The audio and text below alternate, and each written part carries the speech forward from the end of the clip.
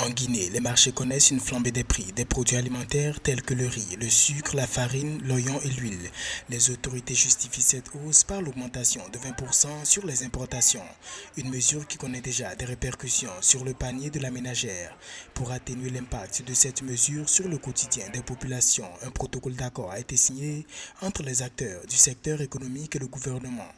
Ce que la Guinée a fait et qui est salutaire, c'est de renoncer à ses droits pour alléger le panier de la ménagère. Et c'est ce que le gouvernement a fait et c'est ce qui est salutaire pour le gouvernement. Voilà pourquoi le prix a augmenté de quelque chose de 40 000 francs par sac dans la zone de Conakry. C'est vrai que si vous nous demandez, nous, acteurs de défense des consommateurs, on vous dirait, écoutez, diminuez le maximum possible.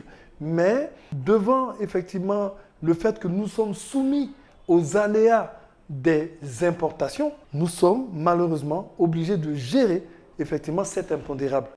Les tarifs du transport maritime international sont extrêmement volatiles en ce début d'année 2024. Le prix moyen au niveau mondial pour l'expédition d'un conteneur de 40 pieds s'élève à 2670 $.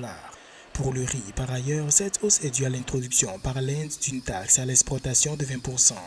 La répercussion sur le marché guinéen varie de 15 à 20% en fonction des produits et des zones d'achat.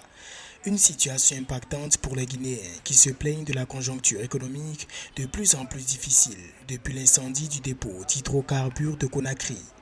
Le ménage moyen à Conakry consacre 70% de son revenu à la nourriture. Si le prix de la nourriture augmente, il va être directement impacté. On risque de rentrer dans une dynamique inflationniste si jamais, par exemple, la production locale n'est pas encouragée à se substituer à cette demande de produits importés.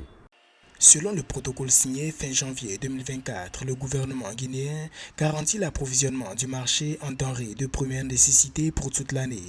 Il assure aussi la transaction commerciale sur le plan national en vue également de stabiliser les prix.